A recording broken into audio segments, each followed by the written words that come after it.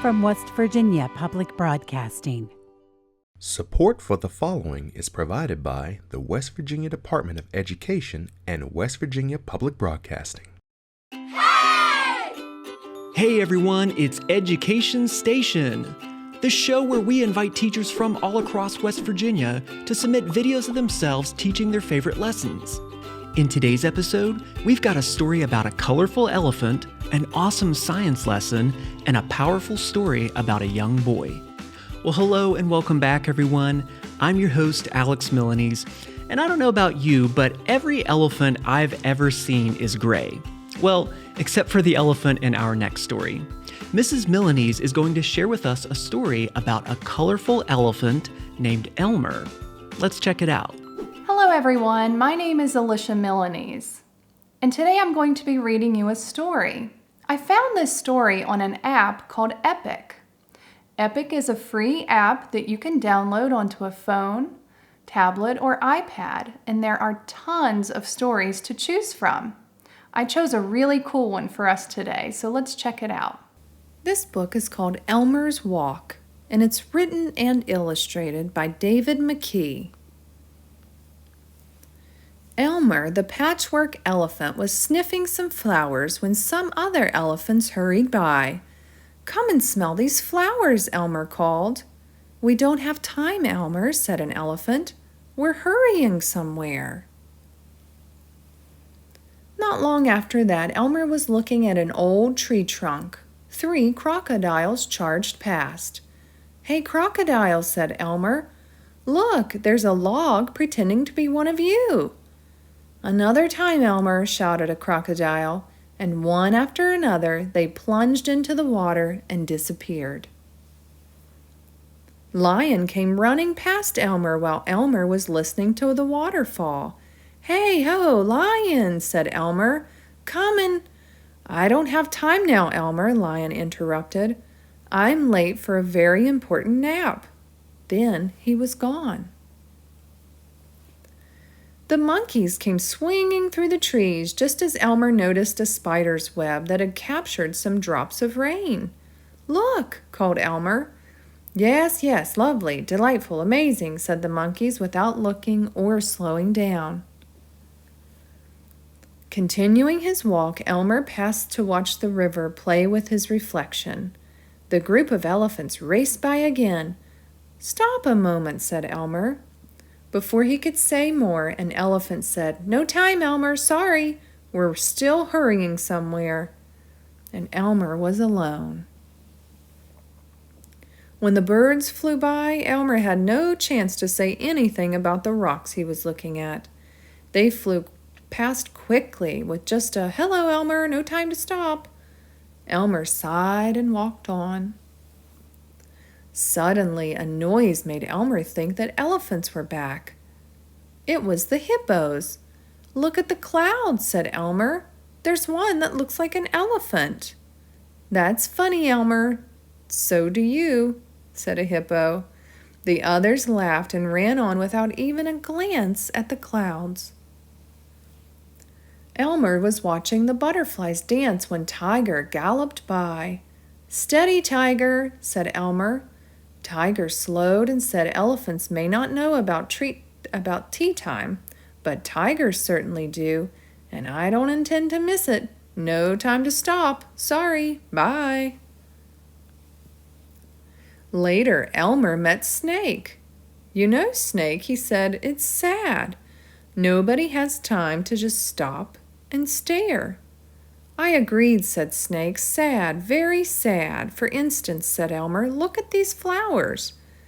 They have more colors than you and I put together." But Snake had already left. The elephants rushed by again when Elmer was listening to his echo. He didn't even try to stop them. "I know," he said, "you're busy hurrying somewhere." "You are silly, Elmer," the elephant laughed.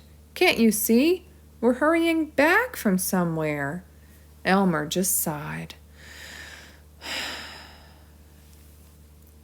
"Hurry, hurry, hurry," murmured Elmer as he strolled on. Then he saw his cousin Wilbur. "Hello, Wilbur," he said. "What are you doing?" "Watching the night arrive," said Wilbur. The cousins stood happily together and watched the sky darken and fill with stars. "Shall we count them?" asked Wilbur. "No," said Elmer, "we haven't the time." This book is called Elmer's Birthday, and it's written and illustrated by David McKee. Elmer, the patchwork elephant, was walking a morning walk. He said, "Good morning," to a group of elephants and kept walking. Once he had gone, an elephant said, "Tomorrow is Elmer's birthday. For a joke, let's act as if we've forgotten it. Nobody wish him happy birthday. At the end of the afternoon, we'll bring out a cake and celebrate. We'll have to warn his family and friends, or it won't work." "I'm not sure it's a good trick," said Bird. "But if there's cake, I'll tell the birds." The elephants chuckled and hurried off in different directions to see that nobody said happy birthday. When Lion was told, he said, "Funny kind of joke," Tiger said. "For Elmer's birthday? But please, no buts," said the elephant. "Just do it." And they hurried off, afraid that Elmer might appear. Cousin Wilbur was with Grandpa Eldo when they were told the plan. "You want to do that for Elmer's birthday?" said Eldo. "But no buts, please," said the elephants. "Just do it. Here comes Elmer. I'm off." Elmer was nearby when the hippos and crocodiles were told. "A trick and a cake?" said crocodiles. "Whoopee! But shh," said the elephant in a whisper, "or Elmo will hear. And no buts. Just do it." Elmer had just left Rose, Super L, and Aunt Zelda when the messenger came. Rose didn't think it was a very nice trick. Aunt Zelda said she thought every day was bath day.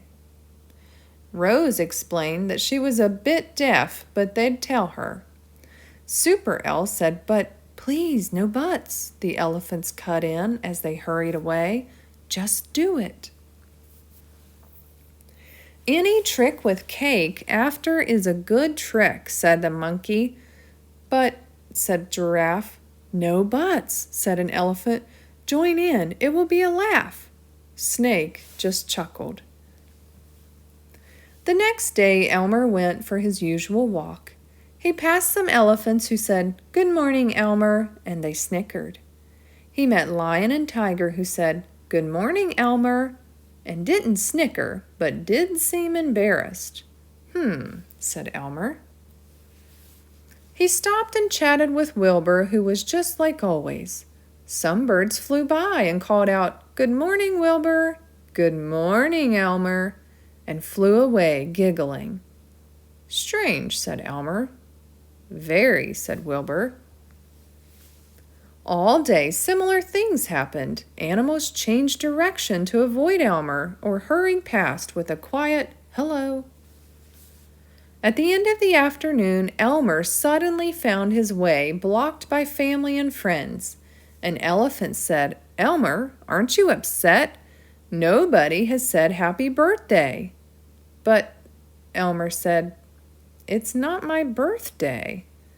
"We tried to tell them," said Tiger, Eldo, Crocodile, Super L, and Giraffe, "but they wanted to play a joke." "And they promised cake," said the monkeys. "Cake?" said an elephant. "Cake? Who ever heard of elephants baking a cake? That's a real joke." With that, the elephants brought out a huge cake. There was a silence, and then they all burst out laughing. "Not bad, elephants," said Elmer. "It wasn't a brilliant trick.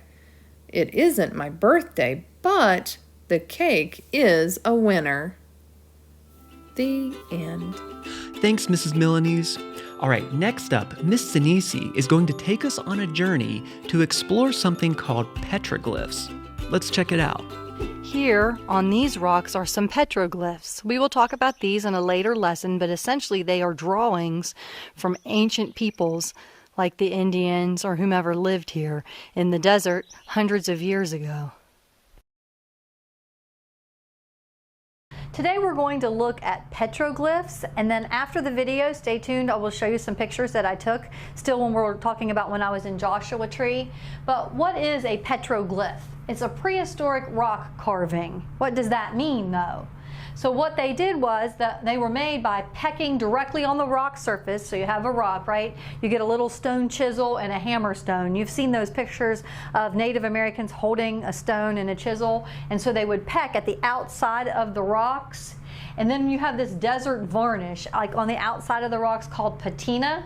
It's on the surface, and then if you chip that away, underneath you can see the lighter rock coming out. So the darker rock's on the surface, you chip it away to make a picture of the lighter rock underneath, and that's how they created the petroglyphs.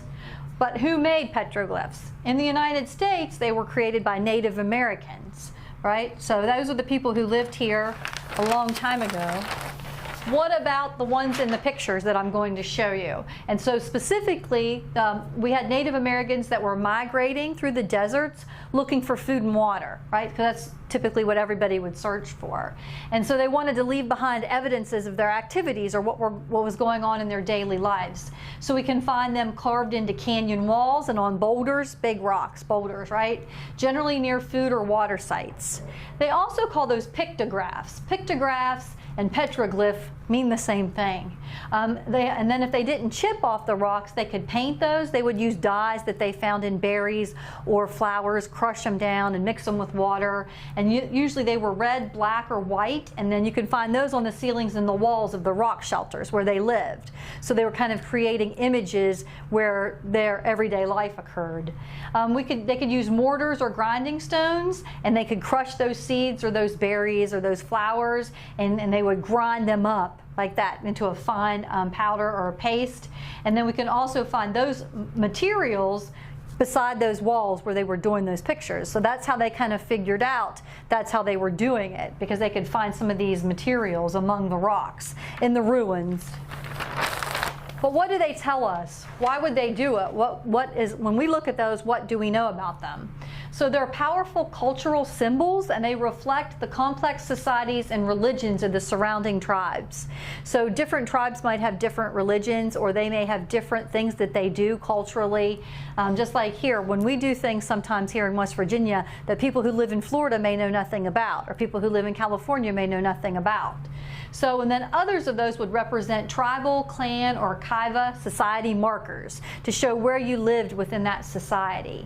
And why did they want to create those? They wanted to have a record of their history. They didn't have a paper and a pencil to write things down in a book, right? So how are they going to show people, even around there now, or who came years and years after like us, what was happening? So they depicted the tribal events, ceremonial images. They also made maps of hunting areas so that they would let other people know if they were coming through the area, this would be a place that you might be able to find food, right? They want to show what life was like for them on a daily basis. One of the things that life was like that I wanted to look at briefly, and I will also show you a few pictures of, are where did they live? Where did Native Americans live? Some of them lived in teepees. You might see that depicted. But some specific Indians, like the Hopi people, lived in what are called adobe houses. And those are multi-story houses, and they're made of adobe and stone. Each unit was a home, like an apartment, and they used ladders to reach the upstairs apartments. But what is adobe, right? Adobe is mud and straw, and they mix it together. They mix up a mud and take some straw, and then they form it into bricks and leave it in the sun to dry. And that will make a very strong, light brick material by which to build a house. They just stack them up to make the walls of the house, and it was very cheap to construct. In the pictures that you're going to see after this video, I was at an adobe site, and you can see where the windows might have been cut out of the home. But as we got closer to the adobe, you could actually still see the straw, individual straw units inside of it that was used to make the house. So I hope that you enjoy the video, and I hope that you like the pictures. Thanks, Miss Sinisi. Now for our final segment today, we have another read aloud, and this time it's from Miss McNeil. She's going to read a powerful story about a boy named Henry. Let's check it out. Hi guys, I'm Kimmy McNeil, and I'm really glad to be here with you today. You know, February is a Black History Month, and so I'm going to share with you a story about Henry's Freedom Box. And you'll understand when I say that I really get emotional when I read this story about what this young man went through in order to escape slavery and go into Pennsylvania, where he became free. So anyway, I'm anxious to share this story with you. The book is by Ellen Levine, and the illustrator is Kadir Nelson. Okay, so we'll wait for that one. Henry's Freedom Box, written by Ellen Levine and illustrated by Kadir Nelson. Henry Brown wasn't sure how old he was. Henry was a slave, and slaves weren't allowed to know their birthdays. Henry and his brothers and sisters worked in the big house where the master lived. Henry's master had been good to Henry and his family, but Henry's mother knew things could change. Do you see those leaves blowing in the wind? They are torn from the trees like slave children are torn from their families. One morning the master called for Henry and his mother. They climbed the wide staircase. The master laid in bed with only his head above the quilt. He was very ill. He beckoned them to come closer. Some slaves were freed by their owners. Henry's heart beat fast. Maybe the master would set him free. But the master said, "You are a good worker, Henry. I'm giving you to my son. You must obey him and never tell a lie." Henry nodded, but he didn't say thank you. That would have been a lie. Later that day, Henry watched a bird soar high above the trees. Free bird, happy bird, Henry thought. Henry said goodbye to his family. He looked across the field. The leaves swirled in the wind. Henry worked in his new master's factory. He was good at his job. "Do not tear that tobacco leaf," the boss yelled at the new boy. He poked the boy with a stick. If you make a mistake, the boss would beat you.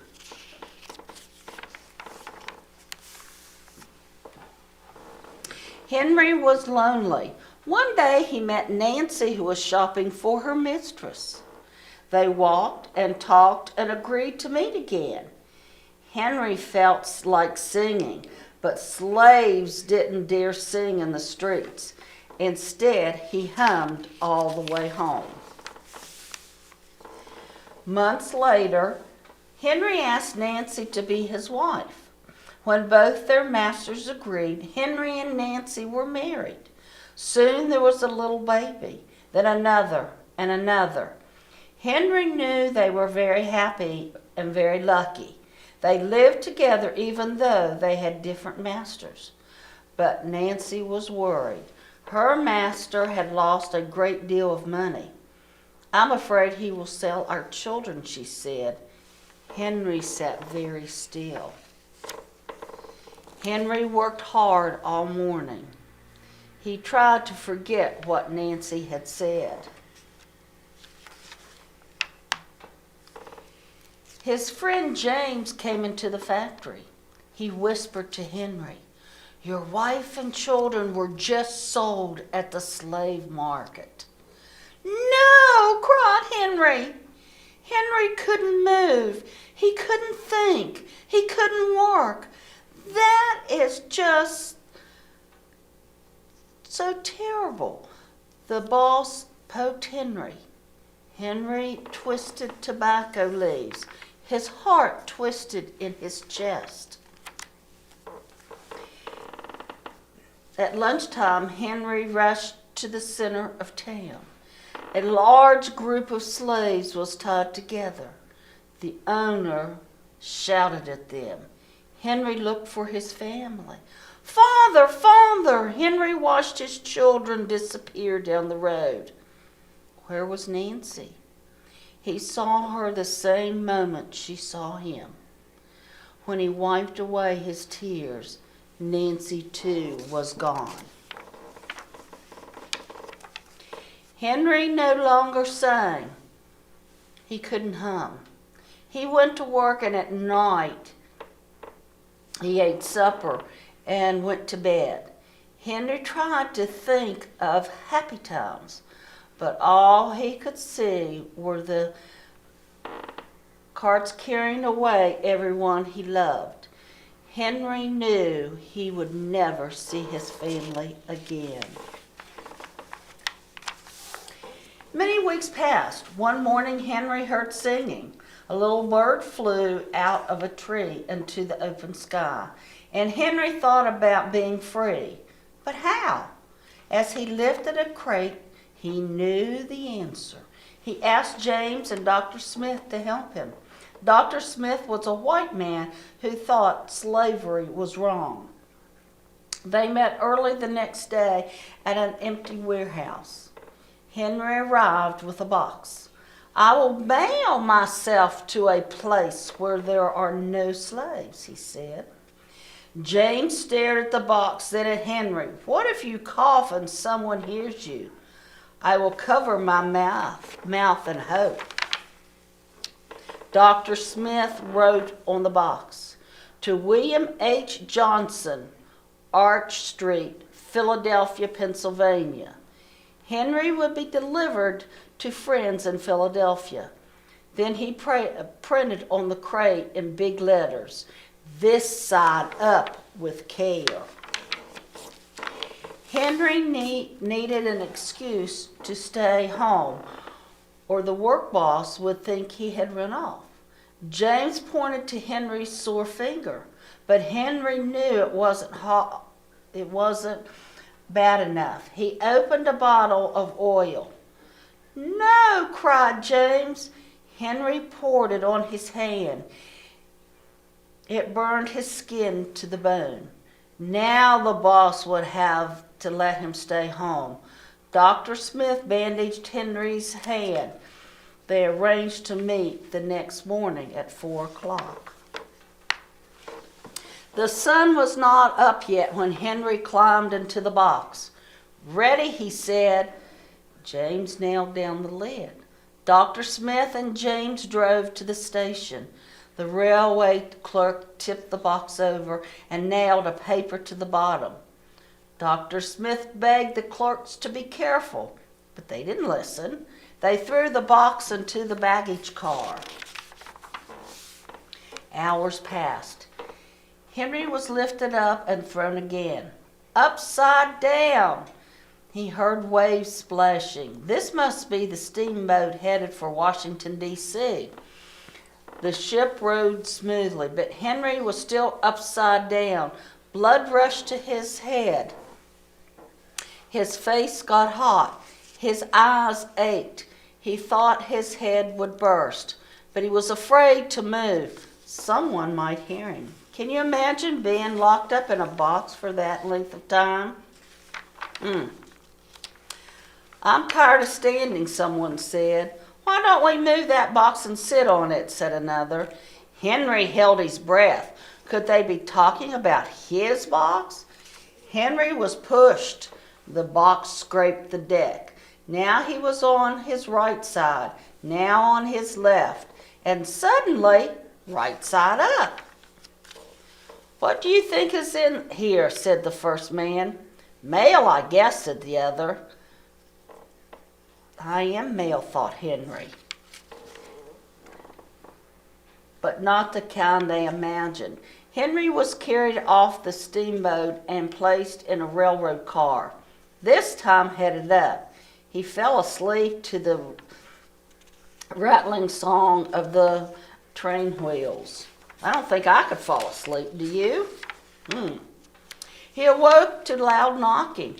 "Henry, are you all right in there?" "All right," he answered. The cover was pried open. Henry stretched and stood up. 4 men smiled at him. "Welcome to Philadelphia." At last, Henry had a birthday. March 30th, 1849, his first day of freedom. And from that day on, he also had a middle name. Everyone called him Henry Box Brown.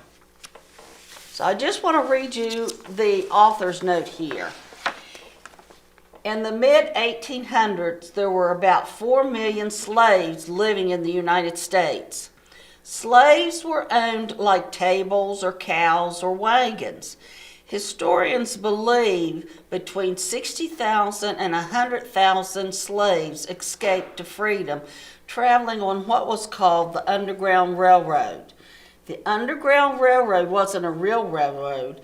It was all the secret ways slaves made their way from the south to the north.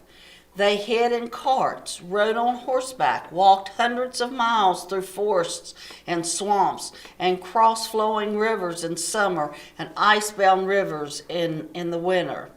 Conductors and station masters hid them and helped them throughout their journey. When Henry Brown climbed into his freedom box, he hoped he would be carried to a safe world. He brought along a small tool to make air holes, a little water, and a few biscuits. He arrived in Philadelphia after having traveled 350 miles from Richmond, Virginia, in 27 hours.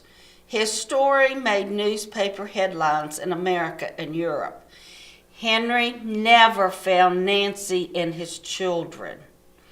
In 1850, he went to England, and there are some reports that he married again. We do know with absolute certainty that Henry Box Brown became one of the most famous runaway slaves on the Underground Railroad, and a man who mailed himself to freedom. And I just want to say one last thing. I'm from a small county in the eastern part of West Virginia, Hardy County, and my grandmother's home place was part of the Underground Railroad, and there is still a part of the house in which runaway slaves were kept. And one evening, there was a family in this area in the house, and the members of the Union Army were only like 3 or 4 feet away. So that's part of the reason why I really like this story. So thank you. Thanks, Miss McNeil. All right, well, that wraps up everything for us here today on Education Station. We want to thank everyone who shared their awesome lessons. And we want to thank you for watching. We'll see you next time right here on Education Station.